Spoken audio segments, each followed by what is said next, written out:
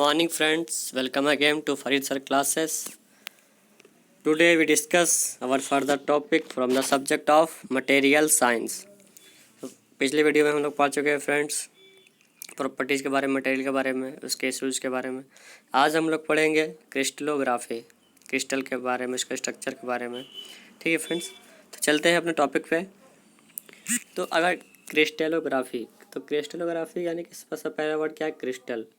तो क्रिस्टल क्या होता है, उसका जो ज्योग्राफी होती है, उसका स्ट्रक्चर जो होता है, उसके बारे में आज हम जानेंगे। ठीक है, ये क्रिस्टलोग्राफी का मतलब क्या है, क्रिस्टल का जो ज्योग्राफी है, स्ट्रक्चर है, उसका जो अरेंजमेंट है, मॉलिक्यूल्स का अरेंजमेंट है, वो कैसे होता है, कैसे उसका स्पेशलिटीज़ क्या होता है, सारे कुछ डिटेल में जानेंगे फ्रेंड्स। ठीक है फ्रेंड्स, तो पहले जान लेते हैं क्रिस्टलोग्राफी को हम लोग कैसे डिफाइन करेंगे, ये क्या है। ठीक है, तो crystallography is that the branch of science in which the internal structure of crystal, their properties, external or internal symmetries of crystal are studied। तो क्रिस्टलोग्राफी क्या होता है, सिंपल हमारा क्या एक ब्रांच है साइंस का, जैसे हम लोग पढ़ते हैं फिजिक्स का है, physics the branch of science in which we study the physical properties of the material. ठीक है, केमिकल प्रॉपर्टी में केमिस्ट्री में पढ़ते हैं, तो उसी तरह हमारा क्रिस्टलोग्राफी में क्या होता है, ये हमारा क्या है, साइंस का एक ब्रांच है जिसमें हम क्या क्या स्टडी करते हैं, इसके स्ट्रक्चर्स के, किसका structures, internal structures of crystals. ठीक है, क्रिस्टल्स का इंटरनल स्ट्रक्चर, उसके प्रॉपर्टीज़ के बारे में, और उसके एक्सटर्नल और इंटरनल सिमेट्रीज, उसकी क्या क्या सिमिलरिटी है, क्या क्या सिमिलरिटी है, क्या क्या डिफरेंस है। ठीक है, उसके अलग अलग प्रॉपर्टीज़ के बारे में, कौन किसके प्रॉपर्टी में, सिंपल सा वन वर्ड हमारा क्या है, स्ट्रक्चर ऑफ क्रिस्टल्स, यानी क्रिस्टल के बारे में, प्योर हम लोग क्रिस्टल के बारे में ही स्टडी करेंगे। हमारा जैसा कि आप देख रहे हैं कि हमारा हेडिंग से ही क्रिस्टलोग्राफी, यानी कि क्रिस्टल के बारे में ही सारा कुछ हम जानेंगे। ठीक है फ्रेंड्स, तो मान लीजिए कि हम ये क्रिस्टल है। ठीक है, अब नॉन क्रिस्टलाइन मटेरियल क्या होता है, क्रिस्टलाइन मटेरियल क्या होता है, तो सिंपल से जान लीजिए, जो क्रिस्टलाइन मटेरियल होता है वो उसका जो एटम्स होते हैं वो ऑर्डर फॉर्म में होते हैं। ठीक है फ्रेंड्स, मान लीजिए कि ये हमारा एटम्स है, तो उसके एटम्स क्या होते हैं, ऑर्डर फॉर्म में होते हैं, प्रॉपर अरेंज्ड होते हैं। नॉन क्रिस्टलाइन में क्या होता है, ये कहीं भी हो सकते हैं, कोई इसका प्रॉपर अरेंजमेंट नहीं होता है, तो ये नॉन क्रिस्टलाइन मटेरियल्स होते हैं। ठीक है फ्रेंड्स, तो हम लोग जान लेते हैं थ्योरेटिकली कैसे लिखेंगे नॉन क्रिस्टलाइन मटेरियल को।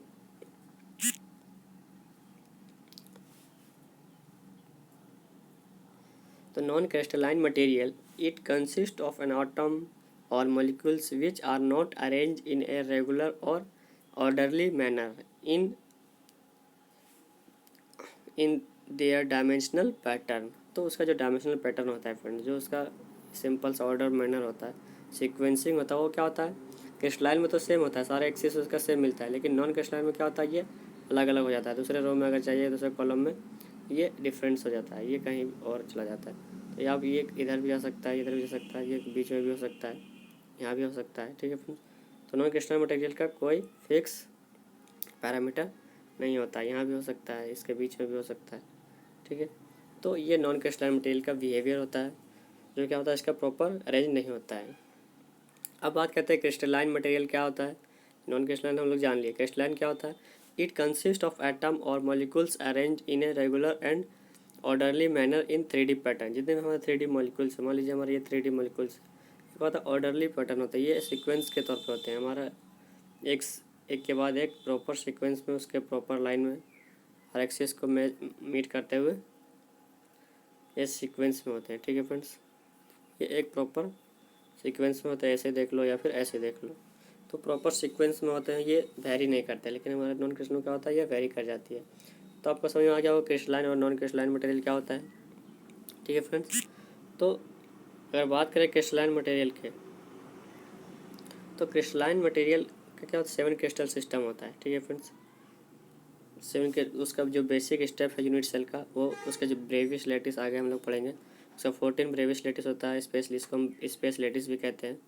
ठीक है फ्रेंड्स, तो इसका it is denoted atomic arrangement in a unit cell. तो हमारा ब्रेवियस लैटिस क्या होता है, तो ये क्या होता है, सिंपल सा एटॉमिक अरेंजमेंट ऑफ एटम होता है यूनिट सेल का। ठीक है, यूनिट सेल का क्या होता है, एटॉमिक अरेंजमेंट होता है।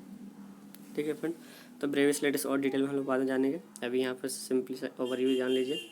तो मान लीजिए कि हमारा सिंपल क्यूबिक्स है, ये क्या है, ब्रेवियस लैटिस का हमारा स्पेस लैटिस का कुछ टाइप्स है, एस ये सिंपल क्यूबिक्स, फिर body centre cubic, face centre cubic, और इन सेंटर क्यूबिक, ये सब क्या है, पोजीशन ऑफ द क्रिस्टल। मान लीजिए हमारा ये स्क्वायर का क्रिस्टल है, तो हमारा जो क्रिस्टल का एटम्स है वो सेंटर पे है, बॉडी सेंटर पे है कि फेस सेंटर पे है,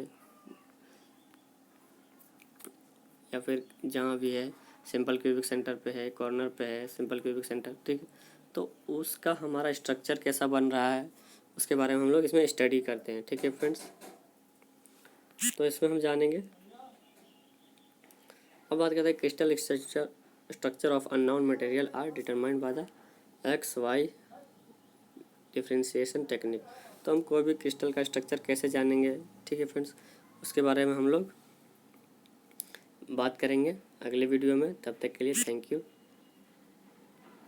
आपको अब आई होप आपको समझ में आ गया होगा कि क्रिस्टलाइन और नॉन क्रिस्टलाइन मटेरियल क्या होता है। प्लीज़ हमारे साथ बने रहें, लाइक करते रहें, सब्सक्राइब करते रहें, ठीक है फ्रेंड्स।